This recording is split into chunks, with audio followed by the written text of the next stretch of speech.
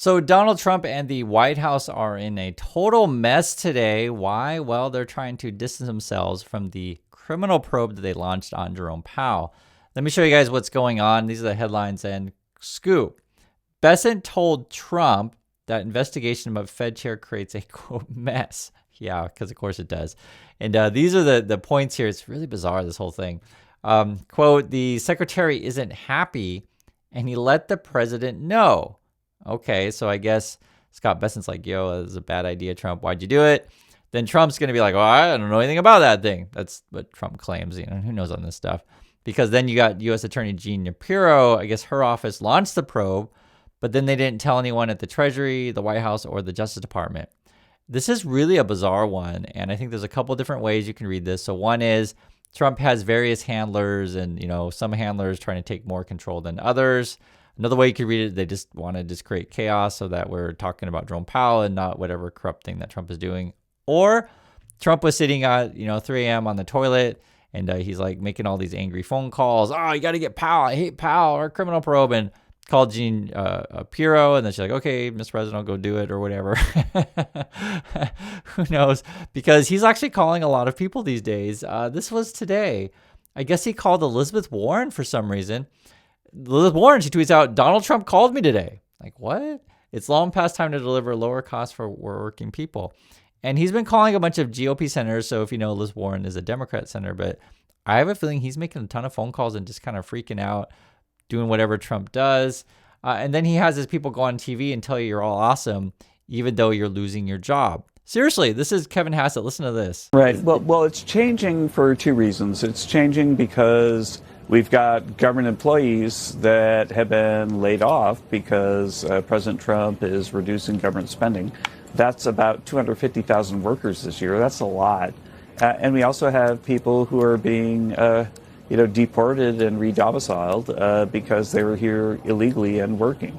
And I think if you add those two. So like literally we're talking about job numbers. Oh, we had like 250,000 federal workers lose their job. Oh, well, that's like a lot. It's like this weird like high school teenager kind of talk. It's bizarre. This dude could be the head of the Fed, which would be like replacing Jerome Powell. This is Hassett here. Now, normally he smiles and lies. Today he's frowning and lying. It's the kind of day that he's having, I guess. And then now he's going to tell you you're all going to be rich because of GDP. Listen to this. Things, then a good, healthy labor report is probably closer to 70,000 than 140, 150,000, right, which is what it was back in the day. And so bottom line right now, I'm looking at the output numbers, and we got GDP now north of 5% in the fourth quarter after 4% the previous quarter. So I think you got to say that Trump policies are really working. They're really working, and they're working because they're onshoring production, they're causing factories to build, and in the fullest of time, I expect that to cause a job blowout in the second half of next year, especially. Second half of next year. Okay, so they're saying Trump's policies are working. You're all going to be rich. You're all going to have a job. Man, look at all these factories coming in. Second half of next year. Just you wait. But it was interesting, though, to see him. And as I always tell you guys, like, watch not just what they say, but look at like how they say it. Look at their body language. Like I said, usually he's smiling and lying. Now he's frowning and lying. I think behind the scenes, things are in total chaos. And even Bessent's like telling Trump, like, why are you attacking Powell? There's even senators on the Republican side pushing back. Says here, this is Senator Lisa Murkowski. After speaking with Chair Powell this morning, it's clear the administration's investigation is nothing more than an attempt to act coercion. This is a Republican saying this. If the Department of Justice believes an investigation into Chair Powell is warranted because of project cost overruns, which are not unusual, then Congress needs to investigate the Department of Justice. Okay? What? The stakes are too high to look the other way. If Federal Reserve loses its independence, the stability of our markets and the broader economy will suffer.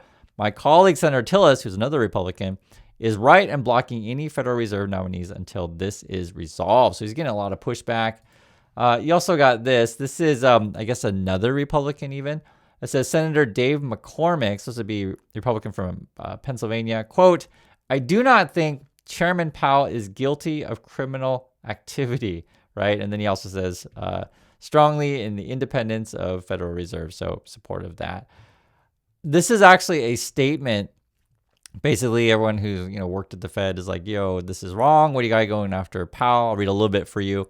It says the Federal Reserve's independence and public perception of that independence are critical for economic performance, including achieving the goals Congress has set for the Federal Reserve of stable prices, maximum employment, and moderate long-term interest rates.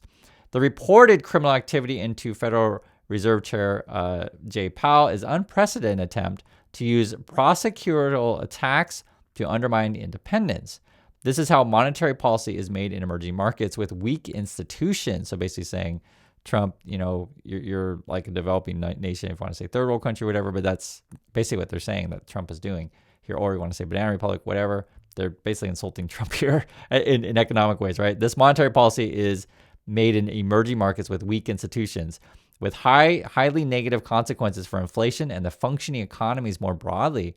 It has no place in the United States, whose greatest strength is the rule of law, which is the foundation of our economic success. And I always tell you guys the same thing all the time.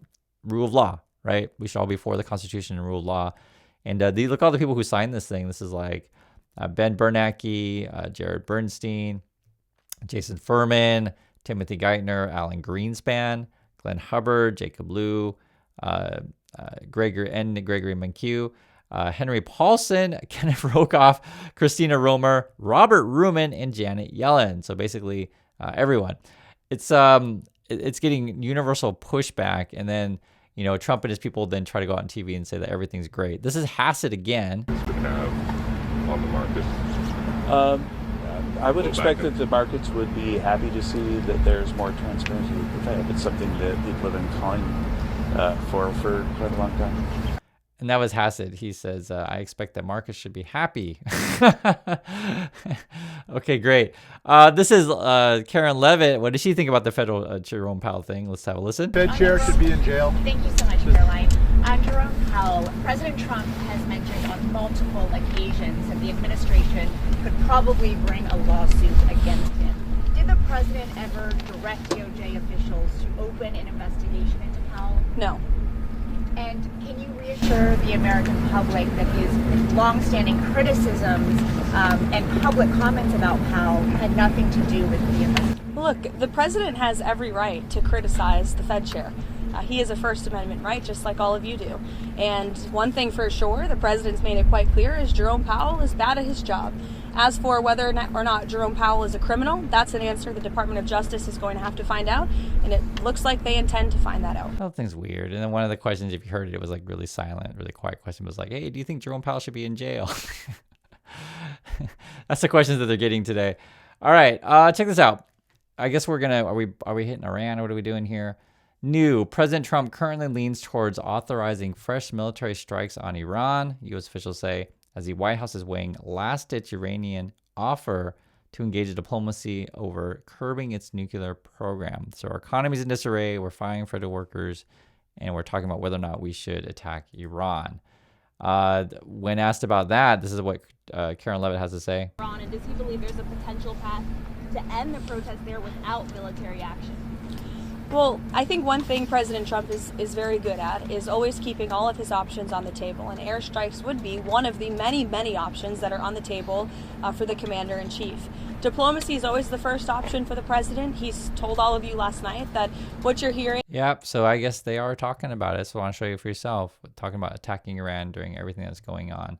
And then she goes on TV and she's going to tell us how rich we are. Listen to this. President Trump, since January 20th of last year, has been laser focused on making America affordable again.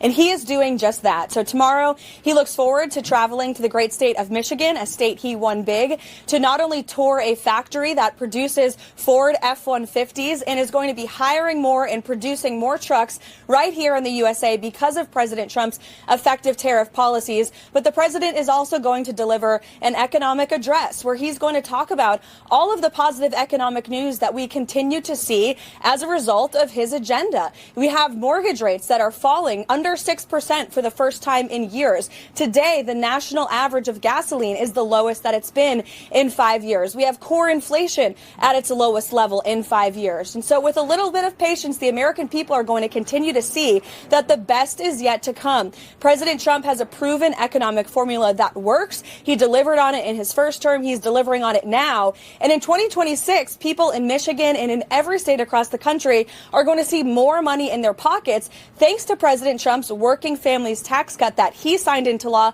last year. Those tax rebates will go into effect this year, and the average American, middle-class American, can look forward to up to $1,000 back into their wallets because of those signature tax cuts. So the best is yet to come. There's a lot of positive economic news out there. The president's not going to stop working. He has housing plans in the works. He has a health care plan in the works. And so you'll continue to hear from the president, and he'll continue to hit the road across the country to speak directly with the people he loves most, the American people. So according to Karen Levitt, you just heard it there, Trump has a bunch of plans in the works, right? So they don't have a plan. They have plans in the works. And I guess he says you're all going to be rich. You can get $1,000 back.